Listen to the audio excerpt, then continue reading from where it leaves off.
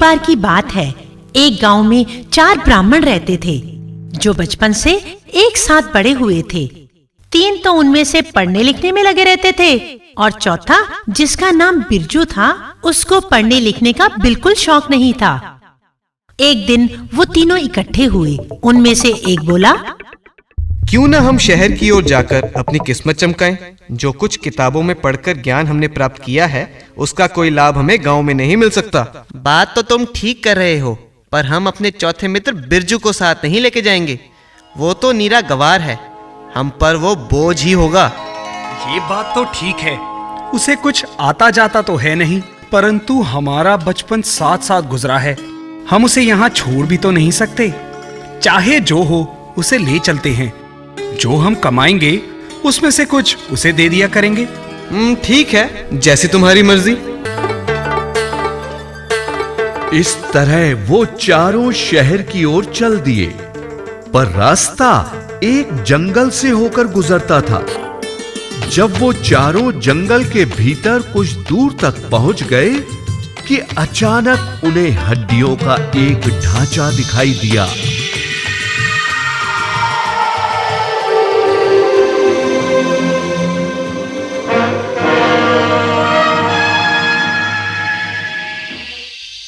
हे भगवान, हो ना हो ये हड्डियां बब्बर शेर की लगती हैं।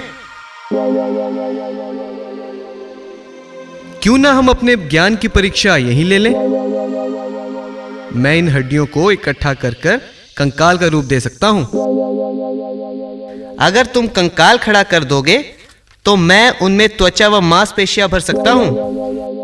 अगर तुम दोनों ने अपना काम ठीक से कर दिया तो उस शरीर में जान डाल देने का काम मेरा। अरे मारे गए, कहीं ये पागल तो नहीं हो गए। अगर सचमुच ये हड्डियां शेर की हुई तो अनर्थ हो जाएगा। शांतनु ने हड्डियों को जोड़कर कंकाल बना दिया।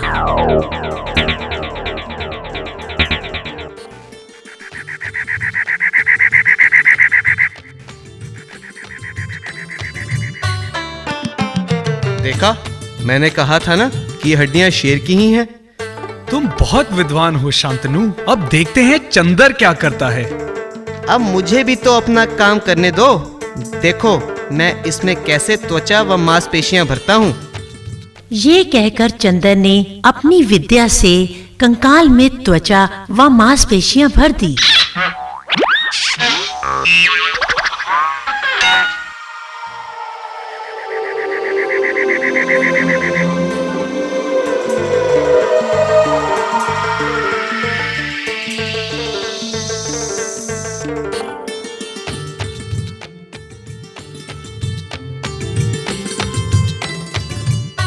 बिरजू, क्या तुम्हें अब नहीं लगता कि तुम्हें भी पढ़ना चाहिए था?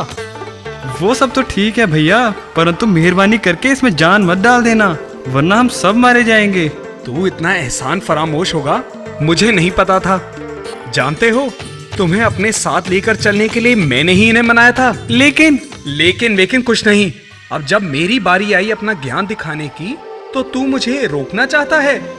तो ठीक है, जैसी तुम्हारी मर्जी, परंतु मुझे पहले पेड़ पर चढ़ तो लेने दो। जा जा डरपोक जा। बिरजू लपक कर पेड़ पर चढ़ गया।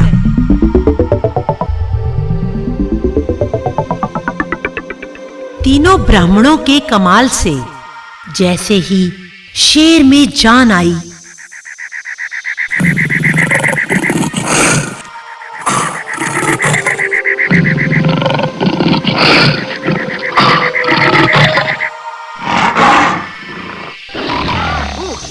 वो तीनों को मारकर खा गया।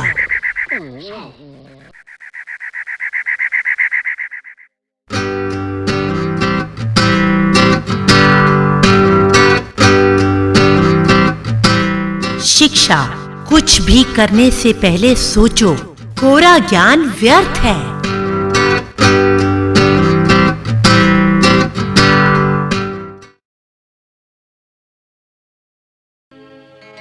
महामूर्ख नाई। बहुत समय पहले की बात है।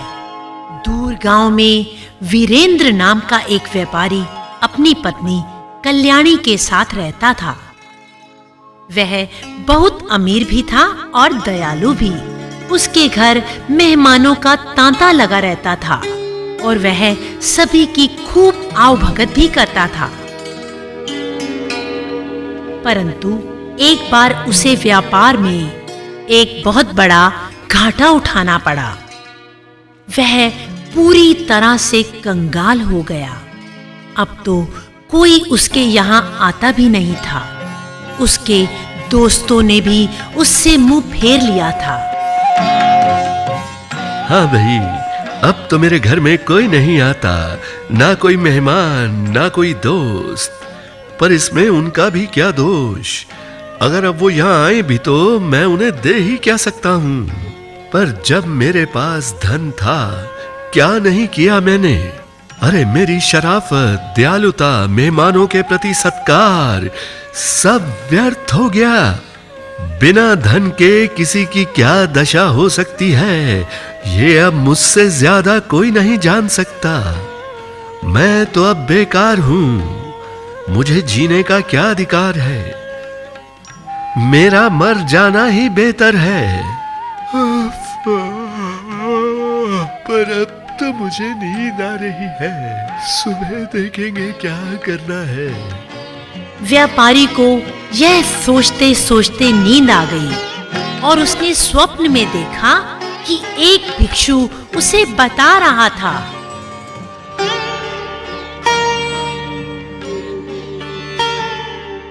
वत्स, तुम्हें इस तरह निराश होने की कोई जरूरत नहीं। तुम्हारे जैसे अच्छे इंसान को तो जिंदा रहना चाहिए। जब तुम सुबह उठोगे तो मैं तुम्हारे दरवाजे पर इसी रूप में प्रकट होऊंगा। मेरे सिर पर तुम जोरदार डंडा दे मारना। मैं शुद्ध स्वर्ण की मुद्राओं में तब्दील हो जाऊंगा। तुम्हें इतना धन प्राप्त हो जाएगा कि तुम सारी जिंदगी खर्च करते रहोगे तो भी समाप्त ना होगा। अगली सुबह जब वह सोकर उठा, अरे क्या अजीब स्वप्न था। क्या ये सच हो सकता है? नहीं नहीं, स्वप्न भी कहीं हकीकत में बदलते हैं। कल्याणी से जिक्र नहीं करना चाहिए, वरना वो भी मेरा मजाक उड़ाएगी। अचानक दरवाजा खटका। अरे कोई दरवाजे पर है। कल्याणी, जरा दरवाजा खोलना तो। नाई आया होगा, और सुबह सुबह कौन आएगा?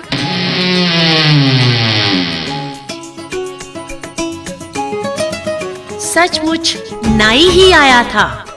नाई ने वीरेंद्र की दाढ़ी बनानी शुरू ही की थी कि दरवाजा फिर खटका।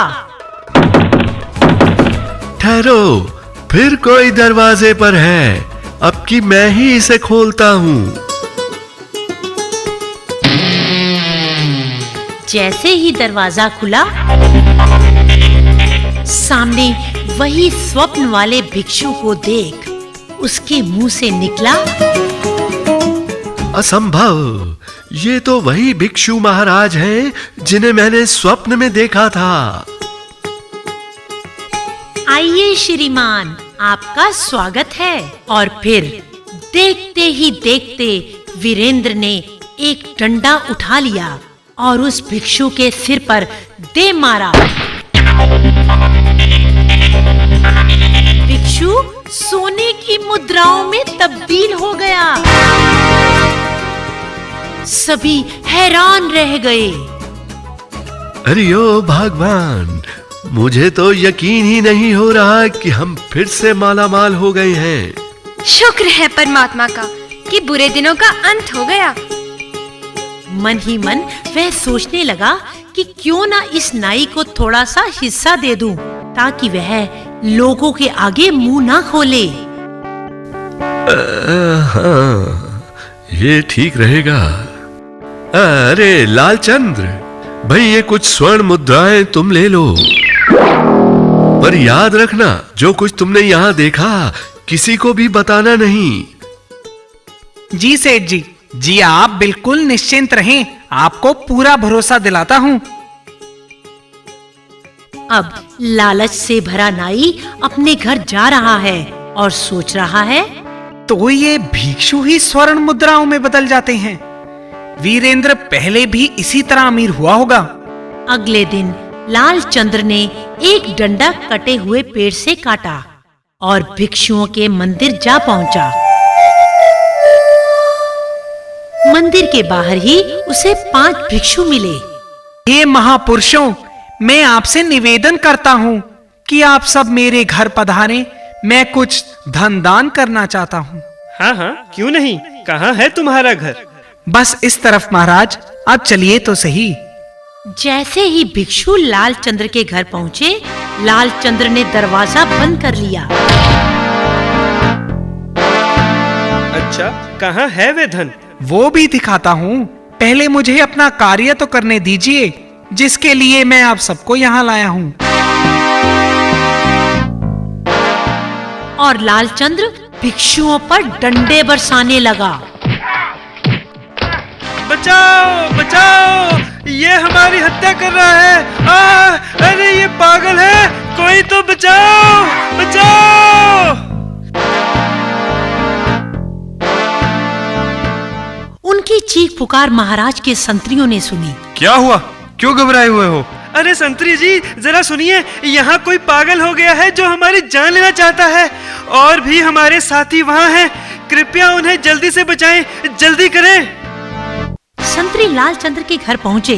अंदर से जोर जोर की आवाजें आ रही थी।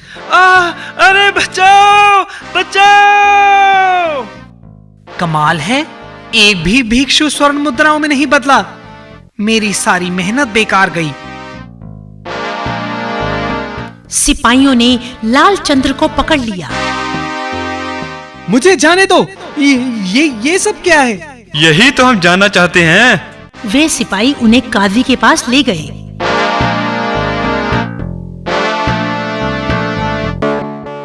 आओ मियां, तो तुम हो वो पागल जो बेचारे भोले भाले भिक्षुओं की हत्या कर रहा है।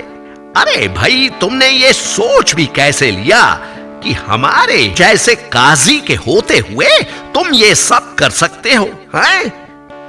अरे पागल, उन बेचारे भिक्षुओं ने भला तुम्हारा क्या बिगाड़ा था कि तुम उनकी जान के दुश्मन बन बैठे? परंतु मुझे भी तो अमीर बनना है, और मैं करता भी तो क्या। उसने काजी को सब कुछ विस्तार पूर्वक बता दिया।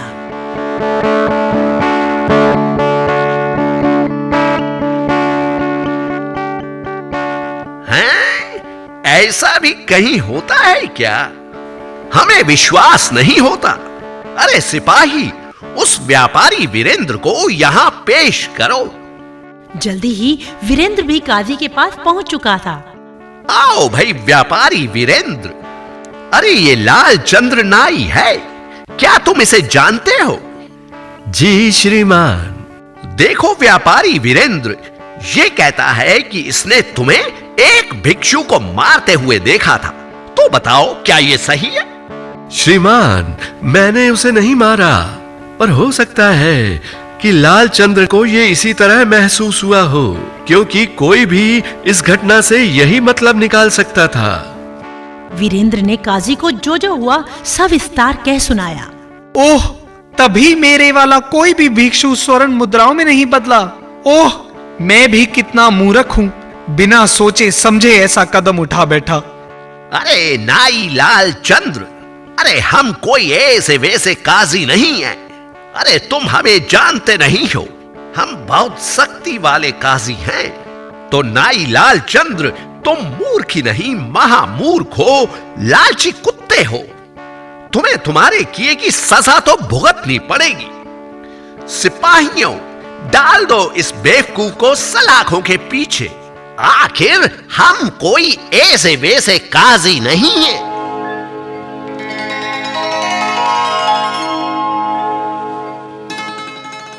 शिक्षा: नकल करना खतरनाक होता है।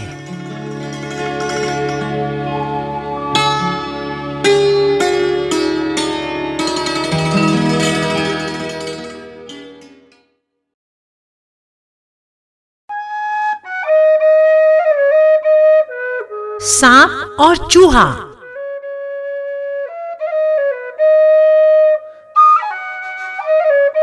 काफी पुरानी बात है। एक सपेरे ने एक सांप को पकड़ा और बैंत की टोकरी में कैद कर दिया और तभी एक चूहे को भी पकड़ा। ये चूहा मेरे सांप के लिए बढ़िया भोजन है। और सांप की ही टोकरी में डाल दिया। टोकरी के अंदर सांप जैसे ही चूहे को लपकने लगा, चूहा बोल उठा, अरे सांप भाई, मुझे मत मारो। अगर तुम मुझे नहीं मारोगे तो मैं तुम्हें इस कैद से आजाद करा सकता हूँ। सांप हैरान था कि ये नन्हा सा चूहा उसे कैसे आजाद करा सकता है। जब मैं इस कैद से निकलने में कामयाब नहीं हो सका तो तुम मेरी क्या मदद कर सकते हो? देखो, मुझे बहुत जोर से भूख लगी है। फिर तो क्या फायदा, मुझे खाकर यूं भी तुम्हारा पेट भरने वाला नहीं। अगर तुम मुझे बख्श दो तो मैं तुम्हें आजादी दिला सकता हूँ। फिर जितना दिल चाहे, जहाँ दिल चाहे तुम भरपेट खाना खा सकते हो। मोटे मोटे चूहे, बढ़िया मेंढक, छिपकलियाँ सब तुम्हें खाने को मिल सकती हैं। आगे तुम्हारी मर्जी। बात तो इसकी ठीक है, इसे भी तो बाद में मैं खा ही सकता हूँ। ठीक है, तो बताओ तुम मेरी कैसे मदद करोगे? अगर तुम्हारी बात ठीक निकली तो मैं तुम्हें नहीं खाऊंगा शायद। मैं तुम्हारे सिर पर बैठकर एक मंत्र का उच्चारण करूंगा। बस तुम्हें अपनी आंखें बंद करनी होंगी। बस इतना ही? हाँ, जब मंत्र पूरे हो जाएंगे मैं तुम्हें बुलाऊंगा, परंतु याद रहे तब तक ना तुम आंखें खोलोगे और ना ही हिलोगे जुलोगे, समझे? ठीक है, जैसे तुमने कहा मैं वैसा ही करने को तैयार हूँ, परंतु बाहर निकलकर मेरी प्रतीक्षा करना। सांप ने अपनी आंखें बंद कर ली। चूहा सांप के सिर पर चढ़ गया। जल्दी जल्दी वह पिटारी को अंदर से कुतरने लगा। वहां पर एक बड़ा सा छेद हो गया। चूहे ने झट से वहां से छलांग लगाई और रफू चक्कर हो गया। और थोड़ी देर बाद सांप ने अपनी आंखें खोली और वह भी छिद्र में से नीचे सरक लिया। आजादी का भी अपना मजा है तो, पर अभी तो भूख बहुत सता रही है। अरे वो मूर्ख कहाँ गया? शैतान शायद भाग गया है। जाएगा कहाँ? अभी ढूंढता हूं उस नटखट शैतान को।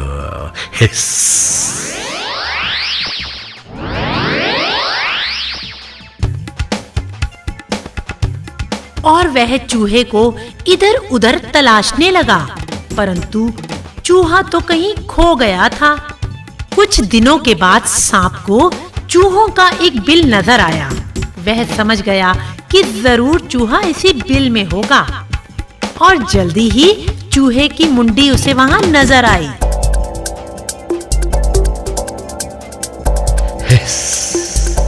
ये धोखेबाज यहाँ है। अब ये मुझसे बचकर कहाँ जाएगा?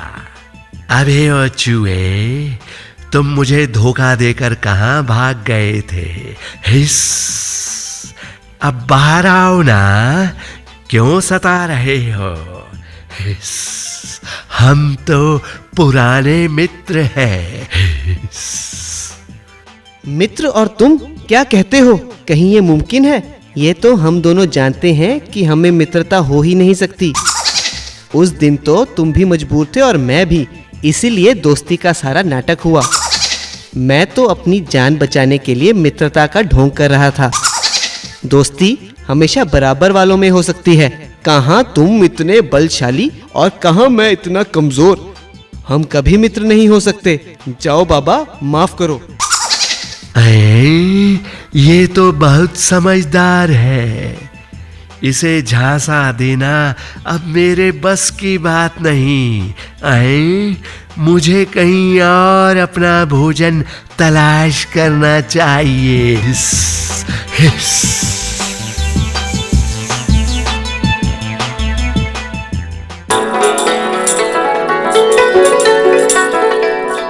शिक्षा। मित्रता हमेशा बराबर वालों के साथ करनी चाहिए।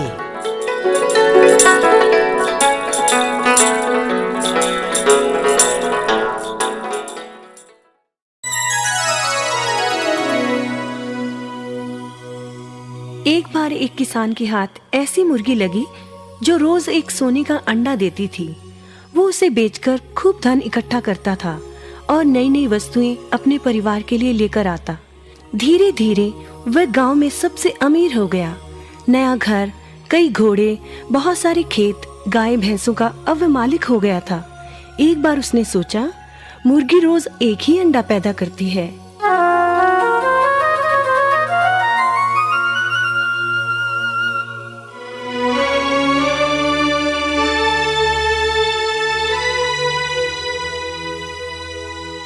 ना जाने उसके पेट में कितने अंडे हैं। लेकिन वह सारे अंडे निकाले कैसे? करना क्या है, उसका पेट काट डालते हैं और सारे अंडे निकाल लेते हैं। हाँ, यह ठीक रहेगा। दोनों ने मुर्गी को काट डाला। बस मिलना क्या था, जो रोज एक अंडा मिलता था उससे भी हाथ धो बैठे। तो बच्चों, इसीलिए कहते हैं लालच बुरी बला है।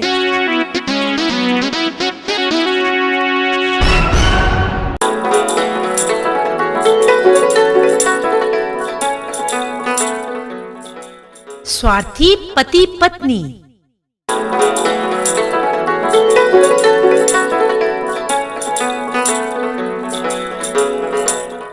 एक नदी के किनारे एक छोटा सा गांव था।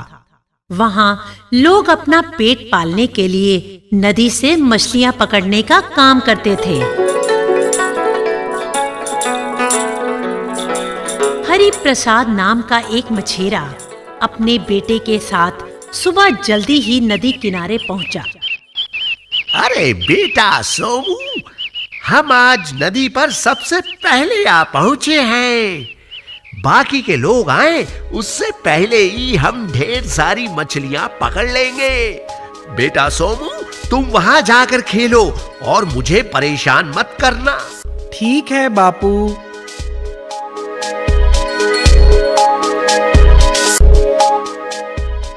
हरि ने अपना कांटा निकाला और पानी में डाल मछली के फंसने का इंतजार करने लगा।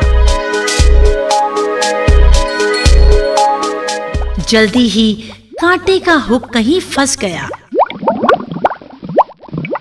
अरे, आज तो इतनी जल्दी मछली फंस गई है। उसने जोर से कांटे को खींचा।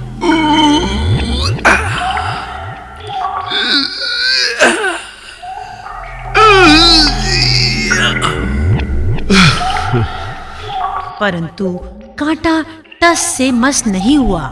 लगता है आज कोई बड़ा शिकार हाथ लगा है।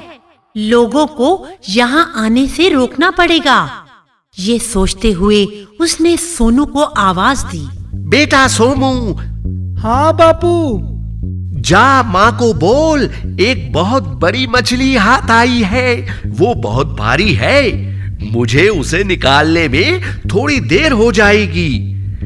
और माँ को बोलना कि लोगों को यहाँ आने से रोके, वरना सभी लोग हिस्सा मांगने लगेंगे। जा बेटा, जल्दी जा। अच्छा, जाता हूँ बापू।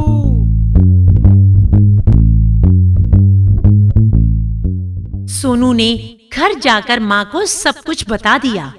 लोग नदी किनारे ना जाएं, इसके लिए हरि की पत्नी ने एक कुटिल योजना बनाई।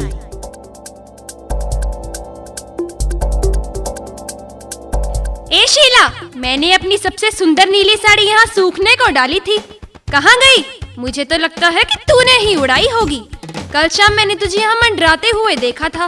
पिछली बार तूने मेरे बर्तन चुरा लिए थे और इस बार कपड़े। क्यों? तू हमें बर्बाद करना चाहती है? शीला तो हैरान रह गई। उस पर चोरी का आरोप जो लगाया जा रहा था वह भी चुप ना रही। पागल हो गई है क्या तू? मुझे क्या पड़ी है जो तुम्हारी वस्तुएं चोरी करूं? बड़ी आई सेठानी, हम क्या तुम्हें चोर लगते हैं? जल्दी ही सारा गांव इकट्ठा हो गया। किसी का भी ध्यान आज मछली पकड़ने की तरफ नहीं था। यही तो झगड़े का प्रयोजन था। तभी वहां नदी पर हरी थक हार गया था।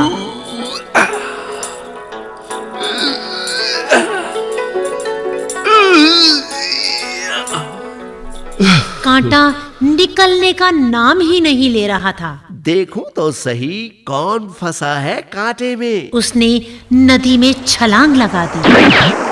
पर ये क्या, कांटे का हुक तो दो चट्टानों में फंस गया था। निकले भी तो कैसे? परंतु हरी का सिर एक चट्टान से चोटिल हो गया।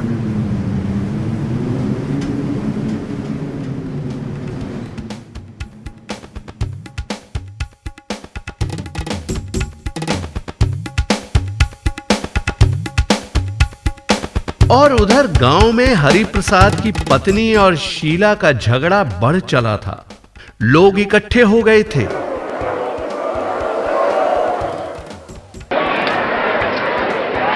झगड़े को निपटाने के लिए सरपंच को बुलाया गया। गांव का सरपंच लोगों से पूछ रहा था। हाँ भाई, तो क्या शीला के घर से निकला चोरी का सामान? नहीं श्रीमान, शीला के घर उसके सामान के अलावा किसी और का कोई सामान नहीं है। इसका मतलब है मचुरन ने शीला पर झूठा इल्जाम लगाया है। इसे इसकी सजा मिलनी ही चाहिए। देखो, तुमने शीला को बदनाम करने की कोशिश की है। सजा के तौर पर तुम्हें इसके घर 1 महीने मुफ्त काम करना होगा, समझी? जी सरपंच जी।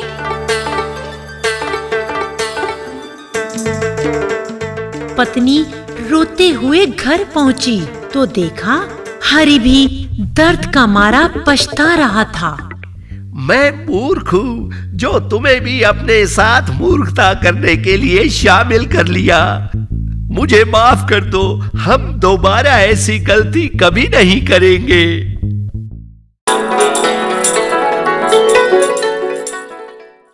शिक्षा, लालच बुरी बला है।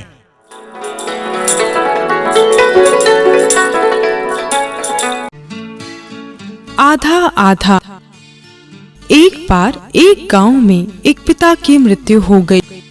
उसके 2 बेटे थे, रामू और श्यामू।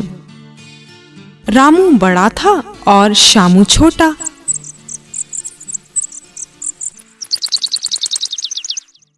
हाँ भाई श्यामू, बंटवारा तो देखो सब हो ही चुका है।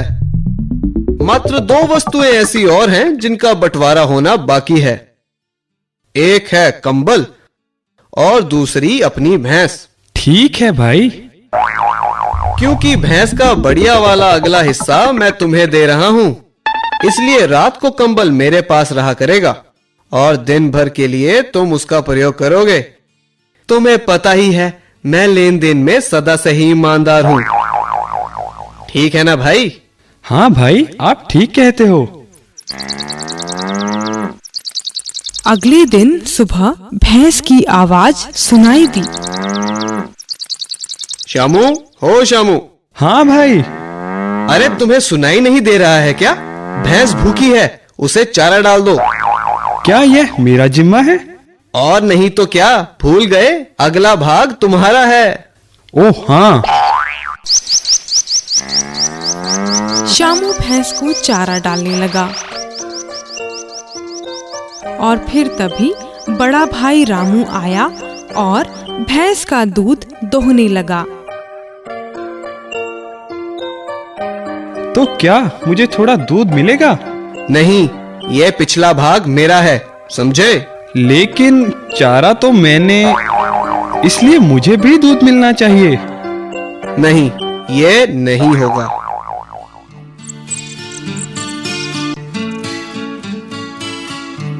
रात के वक्त बड़े भाई रामू ने कंबल ले लिया और बेचारा श्यामू सारी रात सर्दी में ठिठुरता रहा।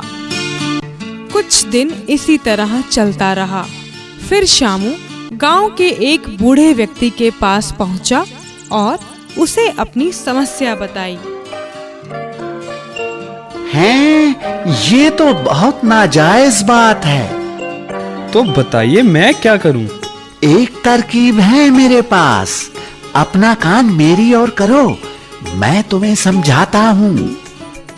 फस फस फस फस फस फस फस फस फस फस।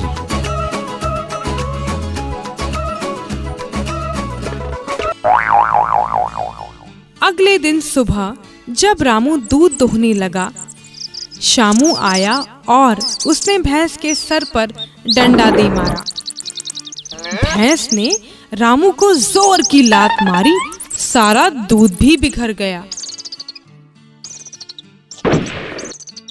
आह! ओए, अबे ओ मूर्ख, ये क्या किया? कुछ नहीं भाई, मैं तो भैंस के अपने वाले भाग के साथ खेल रहा था। अगर आपके वाले पिछले भाग ने आपको चोट पहुंचाई हो तो उसमें भला मैं क्या कर सकता हूँ? इसमें मेरा तो कोई दोष नहीं। हैं? जब रात हो आई,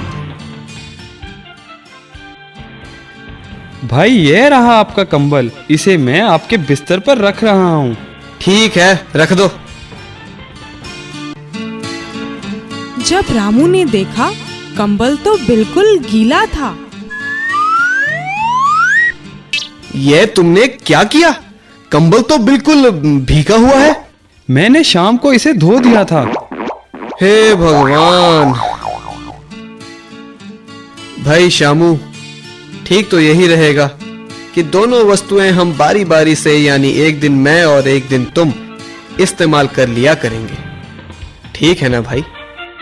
ठीक है भाई, जैसा आप कहें। करोड़ीमल।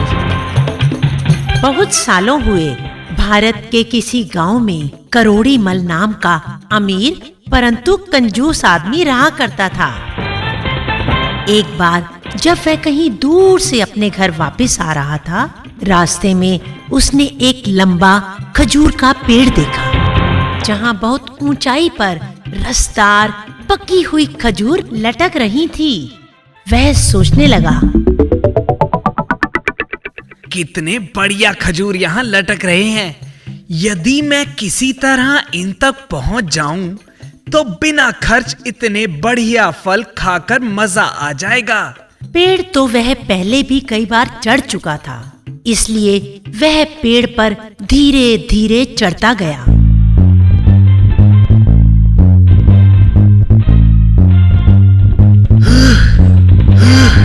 और फिर पेड़ के शिखर पर पहुंचने में कामयाब भी हो गया।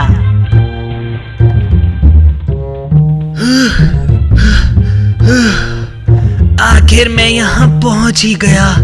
उसने हाथ आगे बढ़ाकर कुछ खजूर तोड़ लिए, लेकिन जैसे ही उसकी नजर जमीन पर पड़ी, वो घबरा गया।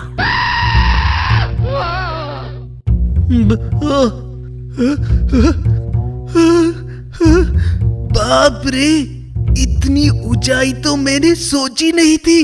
अगर कहीं मैं फिसल गया और जमीन पर जा गिरा तो मेरा तो कचूमा निकल जाएगा। कितना बेवकूफ हूं। उसके हाथ पांव कांपने लगे। हे प्रभु राम, मेरा जीवन अब तेरे ही हाथ है। तू ही मुझे बचा सकता है। अगर मैं सही सलामत जमीन पर पहुंच गया तो पूरे 1001 ब्राह्मण को भोजन करवाऊंगा। राम राम राम राम राम राम राम राम। उसने अपनी आंखें बंद कर ली और राम राम रटते हुए धीरे धीरे नीचे सरकने लगा। राम राम राम राम राम राम राम राम राम। जब उसे लगा आधी उतराई कर ली तो बोला, डर के मारे मैं कुछ ज्यादा तो नहीं बोल गया। मेरे ख्याल से 501 ब्राह्मणों को भोजन करवाना ही काफी होगा। करोड़ी मल जब और नीचे उतर आया तो राम राम राम राम राम राम राम राम।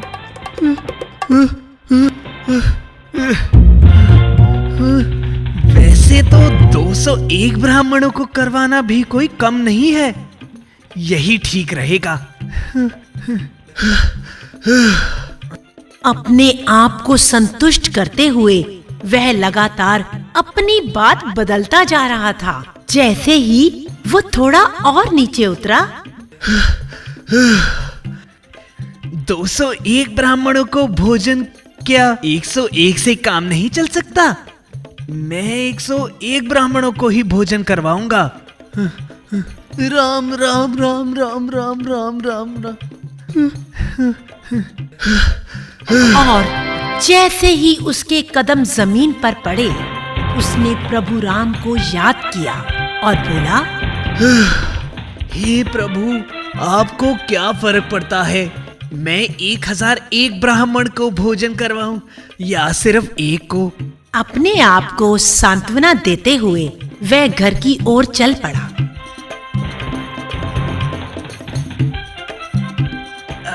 चलो अच्छा ही हुआ, मैंने एक ही ब्राह्मण को भोजन करवाने के लिए प्रभु से कह दिया है, वरना बहुत खर्चा हो जाता। आखिर वह घर पहुंचा। अगले दिन उसने एक ब्राह्मण की खोज शुरू कर दी जो कम खाता हो। आखिर उसने चंदू लाल को न्योता भेज दिया, क्योंकि चंदू लाल की खुराक बहुत कम जो थी। अगले दिन जब वह काम पर जाने लगा, उसने अपनी पत्नी लता से कहा, सुनती हो, आज मैंने चंदूलाल ब्राह्मण को खाने का न्योता दिया है, उसे पूरी तरह संतुष्ट करके भेजना। ठीक है, मैं सब संभाल लूंगी, तुम निश्चिंत होकर काम पर जाओ। चंदूलाल करोड़ी मल के घर के बाहर छुपा सब देख रहा था। जैसे ही करोड़ी मल घर से निकला, चंदूलाल उसके घर जा धमका। मैं यहीं पास से गुजर रहा था, क्योंकि मुझे आज यहाँ भोजन पान के लिए आना है। मैंने सोचा क्यों ना आप पसंद की चीजें आपको बताता जाऊं। उसने लता को एक लंबी सी लिस्ट पकड़ा दी, जिसमें उसने अपनी पसंद की सभी वस्तुओं का उल्लेख किया हुआ था। ठीक है पंडित जी, आप समय पर घर आ जाएं। सारा सामान मैं मंगवा कर रखूंगी। धन्यवाद। दोपहर के भोजन के लिए चंदूलाल आ पहुंचा। उसके लिखे अनुसार सारा सामान पहले से तैयार रखा था। लता ने आदर पूर्वक चंदूलाल को बिठाया। बैठकर चंदूलाल ने अपने साथ लाया हुआ केले का पत्ता वहां बिछा दिया और उसने भगवान को भोग के नाम से सभी वस्तुओं का एक एक पीस उस पत्ते पर रख दिया और बोला, बेटी, भगवान का भोग तब तक पूरा नहीं होता जब तक एक सोने का सिक्का उन्हें भेंट ना किया जाए। लता ने एक सोने का सिक्का उसे दे दिया, क्योंकि ये सब प्रयोजन उसके पति की रक्षा के लिए जो हो रहा था। चंदू मन ही मन मंत्रों का उच्चारण करने लगा। कर्म कांड पूरा करने के बाद उसने चद्दर जमीन पर बिछाई और सारा सामान और सोने का सिक्का उसमें बांध दिया और फिर वो खाना खाने लगा। बेटी, तुम बहुत अच्छी हो। तुमने मेरी बहुत अच्छे ढंग से आओ भगत की है, परंतु ब्राह्मण की सेवा तब तक संपूर्ण नहीं गिनी जाती जब तक उसे एक सोने का सिक्का दक्षिणा में ना दिया जाए। लता ने एक और सोने का सिक्का चंदू को भेंट कर दिया। चंदूलाल लता से 2 सोने के सिक्के हथिया चुका था और अब उसे जल्दी ही यहाँ से निकल जाना चाहिए था। सो वह चुपचाप वहाँ से खिसक लिया। चंदूलाल ने सोचा कि उसने करोड़ी मल की भोली भाली पत्नी लता को ठगा है, इसलिए करोड़ी मल जल्दी ही उसके यहाँ आ धमकेगा। चंदूलाल ने एक योजना बनाई और अपनी पत्नी के कानों में फुसफुसाने लगा। करोड़ी मल को जैसे ही पता लगा कि चंदू क्या कारनामे करके गया है, उसको बहुत गुस्सा आया और वह चंदू लाल के घर की ओर चल दिया। पर ये क्या, चंदू लाल की पत्नी अपने घर के बाहर बैठी जोर जोर से रो रही थी। हाय हाय हाय हाय हाय भगवान, क्या हो गया इनको? वह एकदम करोड़ी मल की ओर लपकी और उसे गिरेबान से पकड़ लिया। ओ जालिम, कल तूने ही मेरे पति को न्योता दिया था ना? तूने उसे खाना खिलाया कि जहर दे दिया? जब से वह वापस आया है, ना बोल रहा है, ना हिलजुल रहा है, बेहोश पड़ा हुआ है। हाय भगवान, अब मैं क्या करूं? हमारे पास तो इतने पैसे भी नहीं है कि हम डॉक्टर के पास जाकर दवा दारू कर सकें। करोड़ी मल पूरी तरह डर गया। उसकी सिट्टी पिट्टी गुम हो गई। वो तो लड़ने आया था, पर यहाँ तो दूसरी मुसीबत मुंह बाएं उसके सामने खड़ी थी। ओह, क्या हुआ? मुझे माफ कर दो, रो नहीं, चंदू को कुछ नहीं होगा। अपने बेटे को मेरे यहाँ भेज दो, मैं चंदू के इलाज के लिए 10 सोने के सिक्के और दे देता हूँ। चंदू लाल की पत्नी स्वयं जाकर करोड़ी मल से 10 सिक्के ले आई।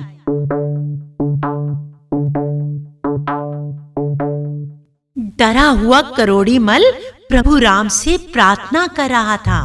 हे प्रभु, अब अगर चंदू को स्वस्थ कर दे और मुझे बचा ले, तो अब की मैं जरूर 1001 ब्राह्मणों को भोजन करवाऊंगा।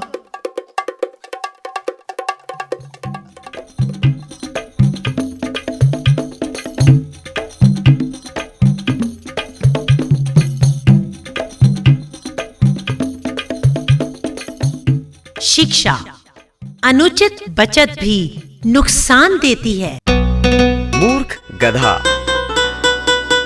एक समय की बात है, किसी कस्बे में एक धोबी रहता था। एक रात जब वह सो रहा था, एक चोर उसके घर के पिछवाड़े में आ घुसा।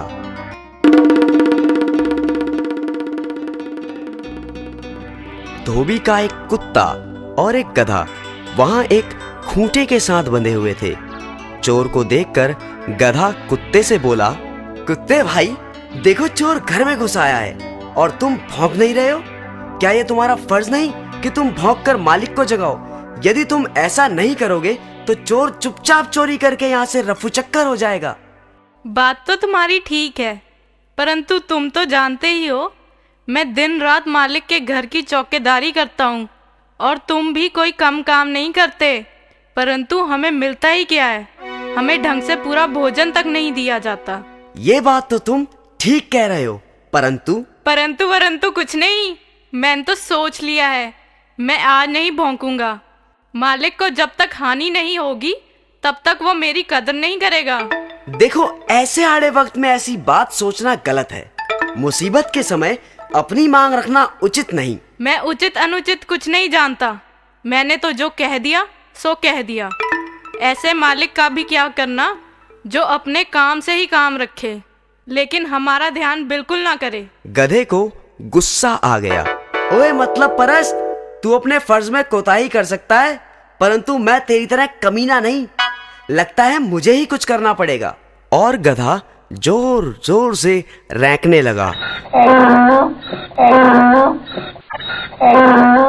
गहरी नींद में सोए हुए धोबी की नींद गधे के रैंकने की आवाज से खुल गई। वो गुस्से से बिस्तर से उठा और जाकर लाठी से गधे को जोर जोर से पीटने लगा। पिटाई इतनी बुरी तरह से हुई कि कमजोर गधे ने वहीं अपने प्राण त्याग दिए। तो बच्चों, समझे कुछ? इसीलिए तो कहते हैं, अपने काम से काम रखो, दूसरे के काम में टांग ना अड़ाओ।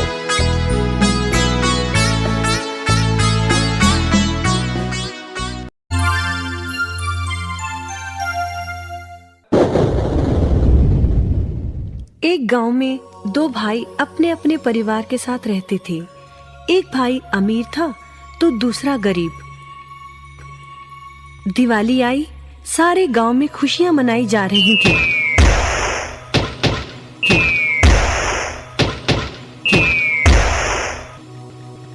परंतु छोटे भाई के पास तो खाने लायक भी कुछ नहीं था। वह बड़े भाई के पास मदद मांगने गया। बड़े भाई ने दुत्कार कर बैरंग वापस भेज दिया।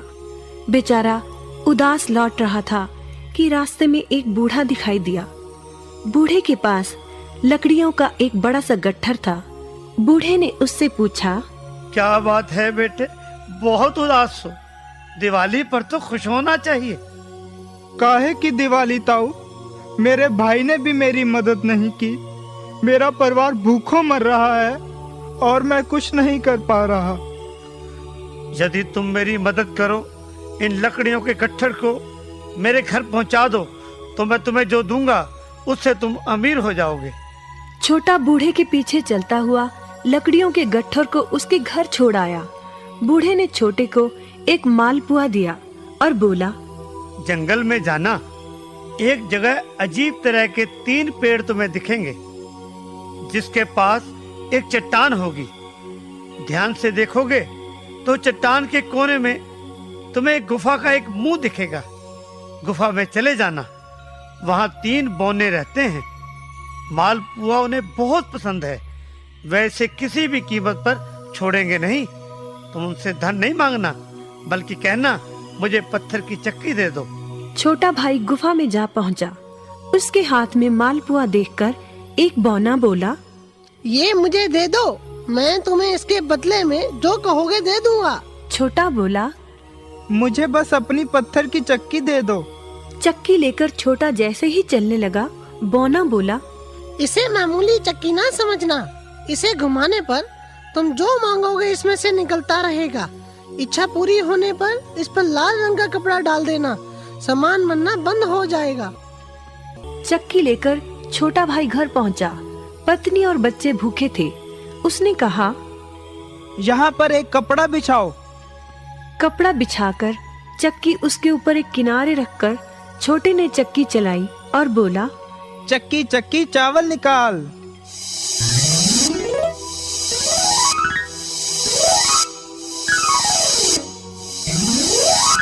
बस चावलों का ढेर लगना शुरू हो गया।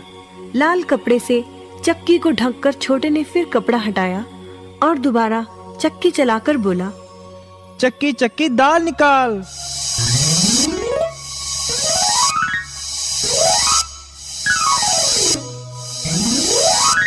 ढेरों दाल निकलती रही। थोड़ी देर बाद छोटे ने चक्की को ढक दिया। दाल चावल बनाकर सबने अपना पेट भरा। रात सबने चैन की नींद ली। बचे हुए ढेरों चावल और दाल को लादकर छोटा अगले दिन बाजार में बेच आया।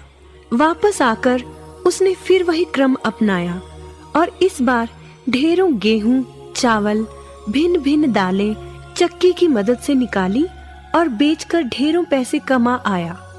दिनों में ही वह अपने भाई से भी ज्यादा अमीर हो गया। चक्की की मदद से कभी घी, कभी तेल, कभी नमक, कभी मसाले, कभी बादाम, कपास, जो चाहे उसे प्राप्त होता रहता था। बड़ा भाई उसकी खुशहाली से जलने लगा। उसने सोचा, चंद दिनों पहले तो ये भूखों मर रहा था, अब इसके हाथ क्या लगा जो ये मुझसे भी ज्यादा धनी हो गया है। एक रात चुपचाप वह छोटे के घर में छुप गया। सारा भेद उसके आगे खुल गया। अगले दिन जब छोटा बाजार सामान बेचने गया था तो बड़ा भाई छोटे के घर पहुंचा और उसके घर से चक्की चुरा कर ले आया और अपने परिवार को लेकर दूर कहीं टापू में जाकर बसने के इरादे से घर से चल पड़ा। समुद्र किनारे पहुंचकर उसने एक नाव खरीदी। सभी उसमें बैठ गए और नाव में बैठकर टापू की ओर चल दिए। उसकी पत्नी हैरान थी कि एक बेकार सी चक्की लेकर उसका पति सारा घर बाहर छोड़कर हम सबको लेकर कहाँ जा रहा है। बड़े भाई ने पत्नी की जिज्ञासा शांत करने के लिए चक्की को घुमाया और बोला, चक्की चक्की नमक निकाल।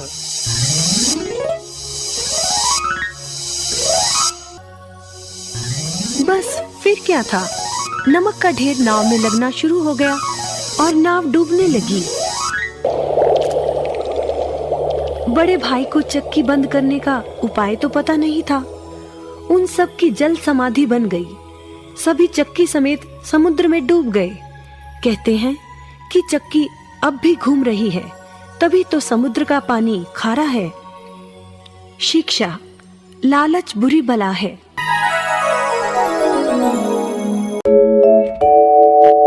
नेवला और पंडिताइन।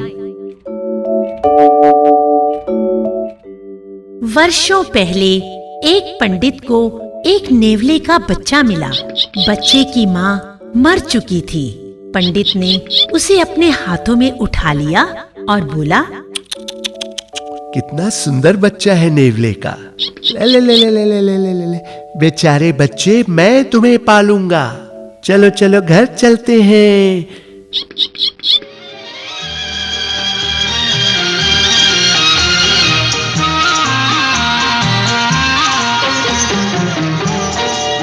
और पंडित उसे अपने घर ले आया। पंडित का अपना एक छोटा बच्चा भी था। वह पत्नी से बोला, अरे भगवान, ये लो एक नेवले का छोटा सा बच्चा, कितना प्यारा है। बेचारा अकेला था, इसकी माँ मर गई थी, इसलिए मैं इसे यहाँ ले आया हूँ। आज से हम इसको मनकू कहकर बुलाया करेंगे। समझी कि नहीं? यह तो ठीक है, परंतु ये तो जंगली जानवर है और हमारे घर में है छोटा बच्चा। ना बाबा ना। अरे देख तो सही, इस मासूम को कितने प्यार से तुम्हारी ओर देख रहा है। इसे भी अपना बच्चा समझो। प्यार देने से हमेशा प्यार मिलता है। समझी कि नहीं? ठीक है, जैसे तुम्हारी मर्जी। पर क्या ये हमें सचमुच नुकसान नहीं पहुंचाएगा? नहीं भगवान, बिल्कुल नहीं। फिर तो ठीक है, मैं इसका भी पालन पोषण अपने मुन्ने की तरह करूंगी। नेवला मनकू मुन्ने के साथ साथ पलने लगा और जल्दी ही वह बड़ा भी हो गया। उसके दांत भी नुकीले हो गए। परंतु वह मुन्ने के साथ हंसता खेलता रहता।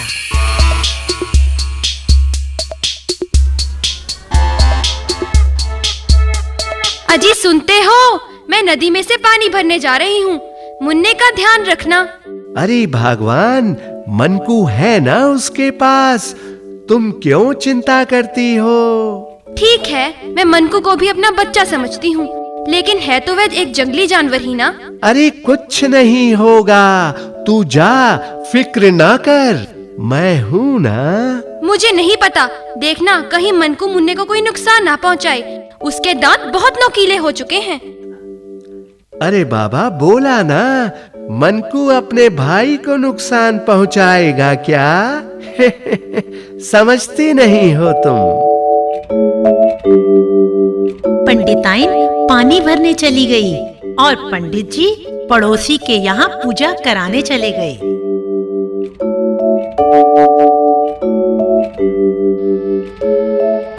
जैसे ही पंडित जी घर से निकले, उधर ही कहीं से एक सांप आ गया और वह मुन्ने की तरफ बढ़ने लगा।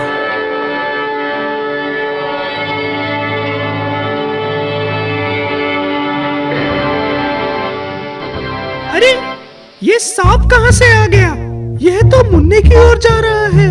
ठहर शैतान, अभी देखता हूँ तुझे। नेवला तो सांप का दुश्मन होता ही है। नेवला मनकू ने सांप को लहूलुहान कर मार ही दिया। मनकू घर से बाहर आ गया। उसने देखा कि पंडिताइन लौट रही है। मनकू मानो अपनी बहादुरी की कहानी बताना चाहता हो। वह वफादारी जताता हुआ पंडिताइन की तरफ लपका, लेकिन जैसे ही पंडिताइन ने मनकू के मुंह पर खून लगा देखा, वो चिल्ला उठी। अरे मूर्ख, तूने ये क्या किया? अपने ही भाई को मार डाला। अरे ना शुक्रे, ये ले। ये कहते हुए उसने पानी से भरी हुई गागर मनकू के मुंह पर दे मारी।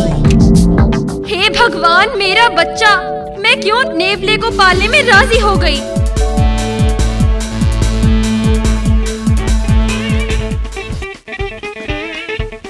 लेकिन जैसे ही पंडिताइन अंदर पहुंची तो मुन्ना खेल रहा था और उसके पास ही एक सांप लहूलुहान सा मरा पड़ा था। ये देख उसे सब समझ में आ गया और फिर उसे बहुत दुख हुआ। वह फूट फूट कर रोने लगी। हे भगवान, मैंने ये क्या किया?